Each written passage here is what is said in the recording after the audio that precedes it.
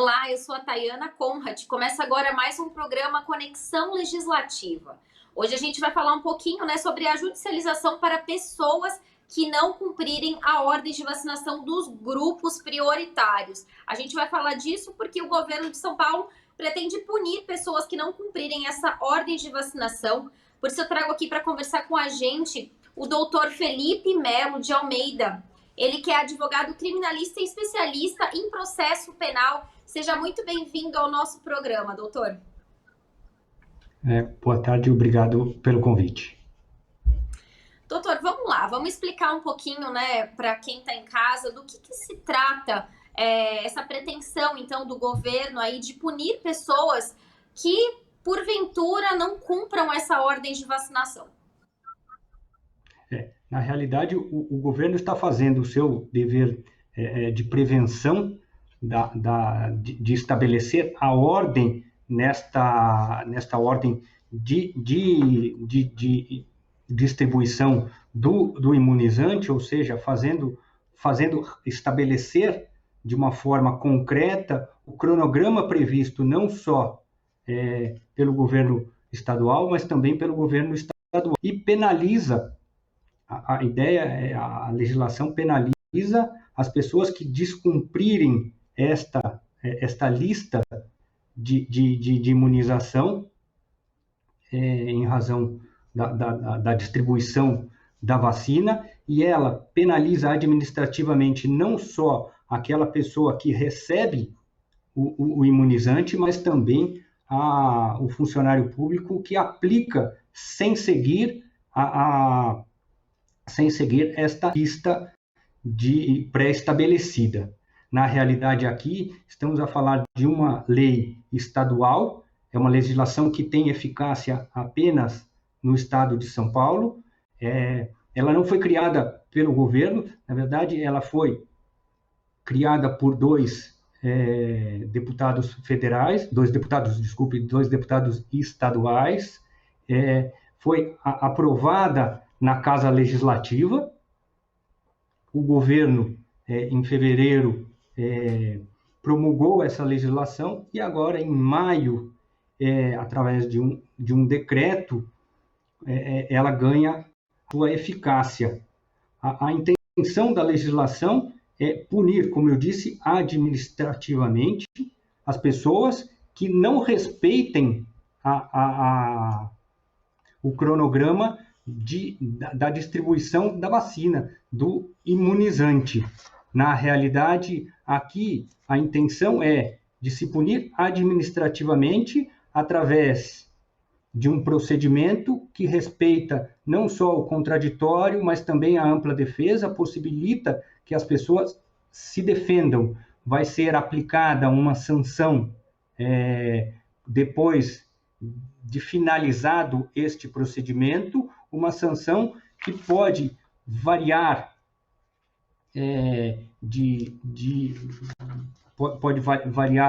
uma sanção aplicada, e vai ter lá um valor a ser imposto em razão da responsabilidade de cada um.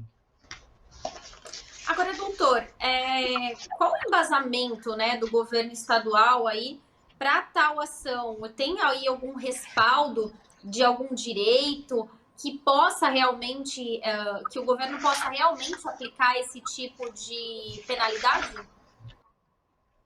Sem dúvida nenhuma. Na verdade, é o legislador que aplicou, através da sua casa censora, promulgou, estabeleceu uma legislação estadual, e com isso aplicando uma sanção administrativa para pessoas que não respeitam o cronograma de imunização.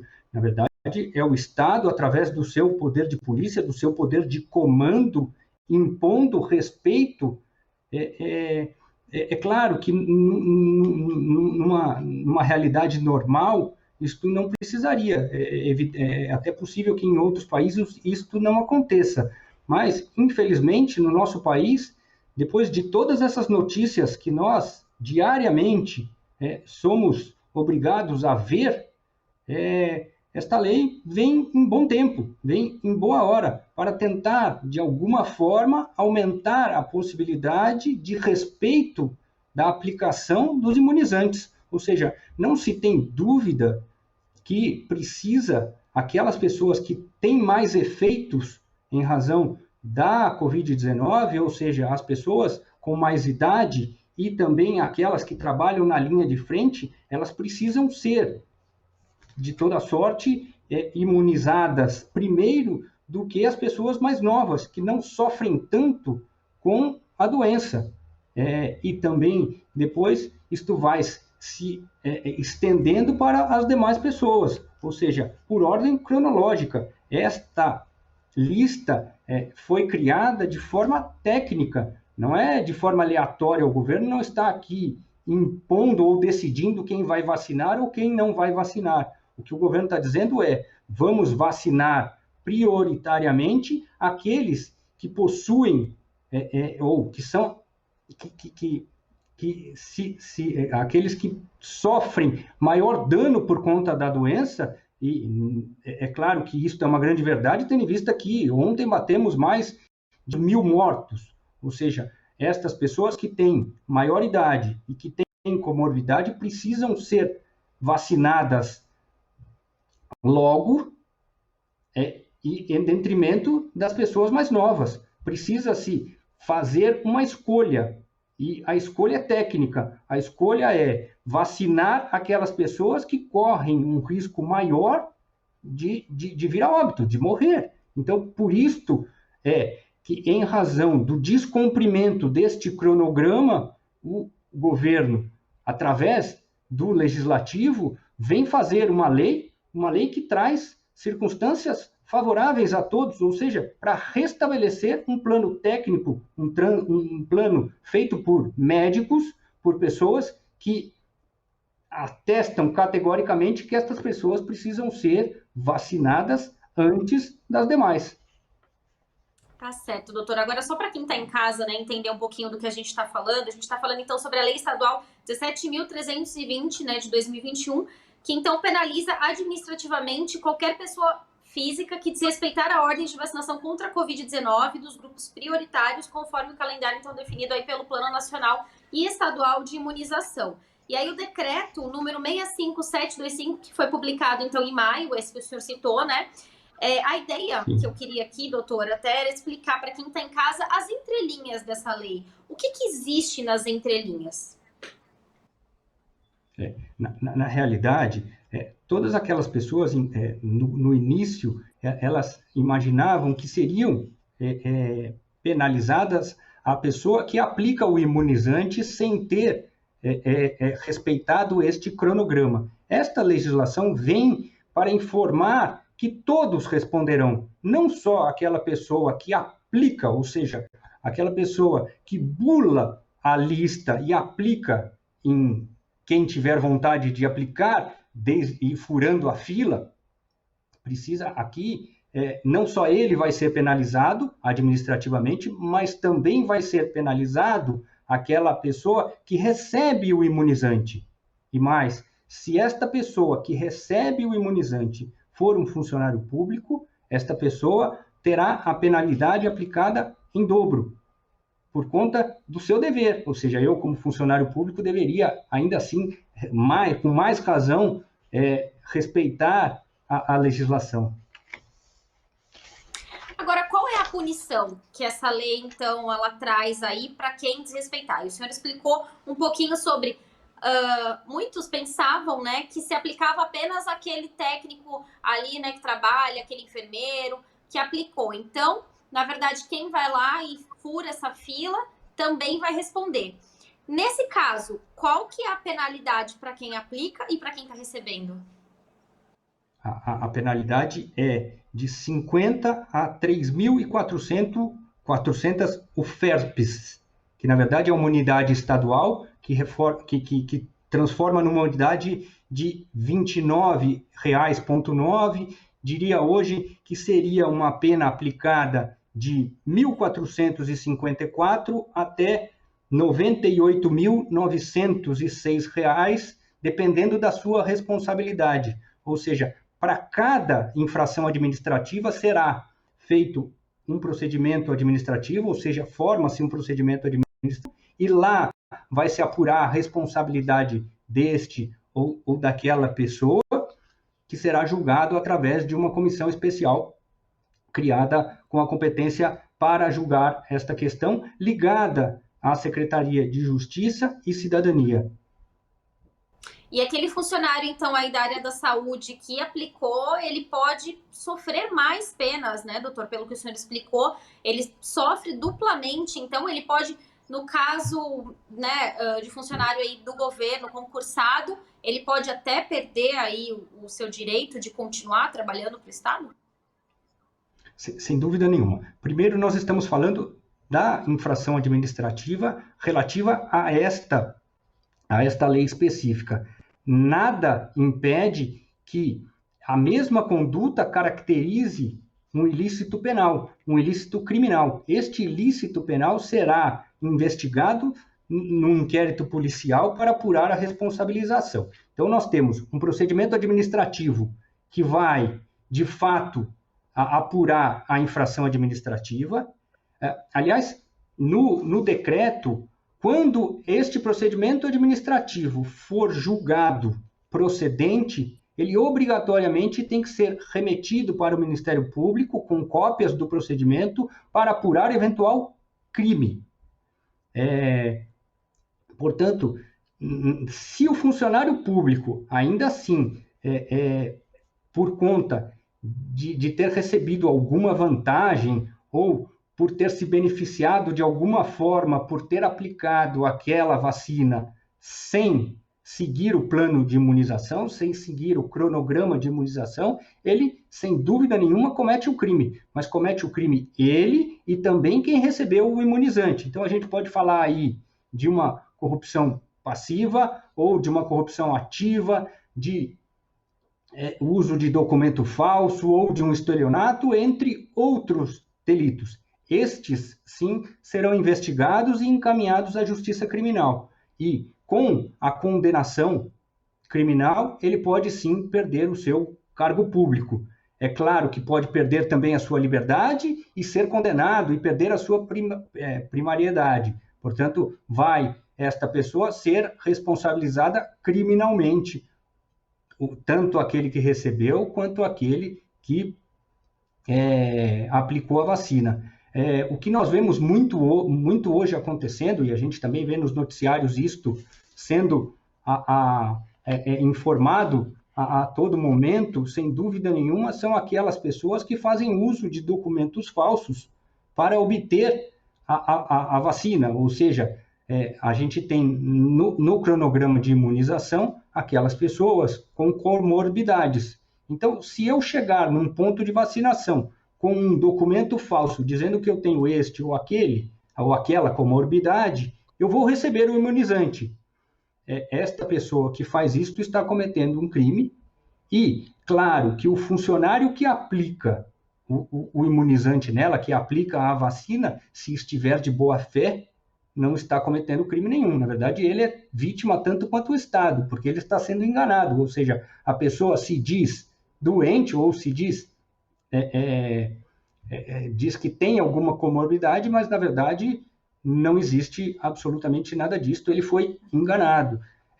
Esta lei vem também para isto, para coibir e para mostrar que este cronograma de vacinação deve ser seguido à risca, sem qualquer interferência. Agora, doutor, essa pessoa que for judicializada, seja ela um funcionário ou uma pessoa que recebeu imunizante, ela pode recorrer? Ela pode recorrer. Na verdade, da infração administrativa cabe um recurso administrativo e quem for condenado criminalmente, cabe um recurso para a instância superior, no caso, um tribunal. E aí vai ser julgado por um colegiado e lá vai ter a sorte de ter o seu processo julgado novamente, e aí pode ser favorável ou não. Aí depende, sim, de cada juiz, sempre pensando que nós estamos diante da maior pandemia da história. Portanto, precisa ter em mente que, quando julgadas estas questões, não raramente a dureza é feita com grande, na sua grande maioria, ou seja, o rigor da punição neste momento está cada dia mais latente, está cada dia mais presente diante de tudo, porque nós temos pessoas morrendo. Então, quando uma pessoa fura a fila de uma pessoa que pode ter um risco maior de perder a vida, sem dúvida nenhuma, ela tem que ser punida com maior rigor.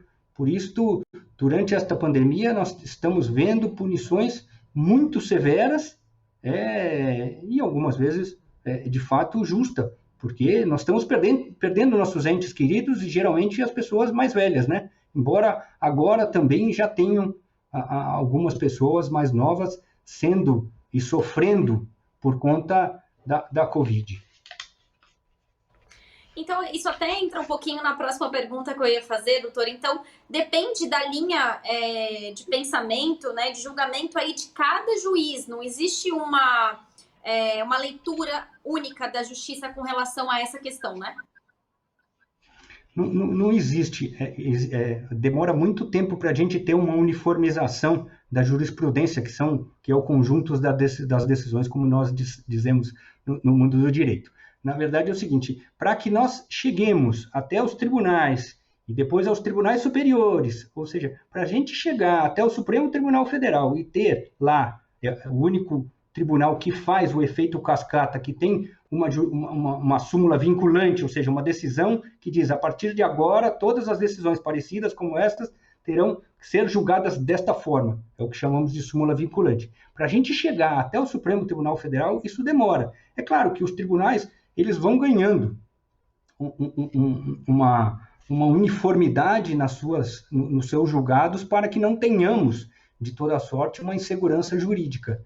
Mas também a gente vê na prática, a gente vê nos noticiários que nós temos decisões de todas as sortes. Ou seja, isto é o reflexo do judiciário, que é feito por gentes, é feito por pessoas. E como todas, cada uma tem as suas interpretações, e por isso traz a sua bagagem de vida. Umas são mais duras, outras são mais brandas, umas são mais duras com certas questões. É só nós imaginarmos, se nós tivermos as questões sendo julgadas por pessoas, por magistrados, que perderam os seus entes queridos por conta da Covid.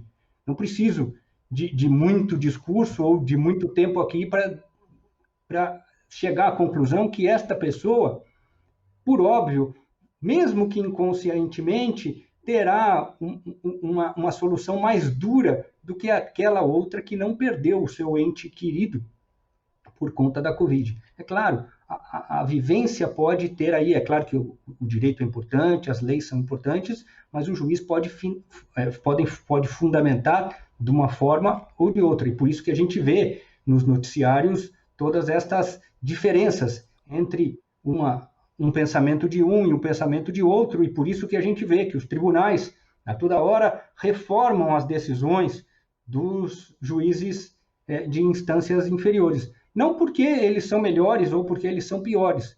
Na verdade, é porque eles pensam diferente, e porque o direito tem estas mazelas. O direito é distribuído por gente, por pessoa, e por isso temos estas diferenças. Tá certo, doutor. Infelizmente, né, foi preciso fazer uma lei aí para essa questão, que, como até o senhor falou no começo da nossa entrevista, talvez não fosse tão necessário assim, se as pessoas conseguissem, né, seguir aí o que foi determinado pelo governo, né? Agora, doutor, uma outra pergunta que não quer calar. A justiça está preparada para mais essa demanda? Infelizmente, todas essas questões que têm repercussão na sociedade, todas elas vêm acabando na justiça. Ou seja, o ideal seria que, sobretudo essas questões administrativas, primeiro que não precisassem de leis, mas infelizmente a gente vê que na prática precisa, né? Mesmo com a lei, ainda é difícil de fazer o cronograma ser respeitado, e ainda assim, tendo o procedimento mesmo respeitado, todos os ditames e todos os regramentos, ainda assim, estas pessoas se insurgem e entram com demandas judiciais. Agora, para a questão administrativa, quem tem competência é o executivo, ou seja, esta comissão especial é que tem competência para julgar se houve ou não uma infração administrativa. É claro que se tiver alguma falha, algum vício, uma falta de defesa, um vício muito forte processualmente dizendo, é possível que isto seja questionado na justiça. E geralmente o é, mas principalmente quando nós estamos falando de multas muito, muito altas. Então, isso geralmente se tende até a ganhar um certo tempo para tentar ver o seu direito garantido. Agora, a parte pode, de toda forma, se sentir lesada, ir ao judiciário. Agora, a competência específica para o procedimento administrativo, para julgar a infração administrativa, é do executivo, é desta comissão integrante, formada, inclusive, ligada à Secretaria de Justiça e Cidadania. Tá certo, doutor Felipe Melo, queria agradecer aí a sua presença aqui no nosso programa Conexão Legislativa, né, para a gente tocar nesse assunto tão importante, explicar um pouquinho para quem está em casa sobre a gravidade do que está acontecendo, né, a gente tem visto aí nesses noticiários diariamente denúncias sobre essa questão. Muito obrigada, doutor Felipe, mais uma vez, por disponibilizar aí o seu tempo para conversar com a gente sobre isso. Imagina, eu que agradeço a oportunidade e permaneço à disposição. Uma boa tarde a todos. Obrigada. Esse foi mais um programa Conexão Legislativa. Para você rever esse programa, acesse a nossa plataforma no YouTube da Rede Alesp. Muito obrigada e até um próximo programa. Tchau, tchau.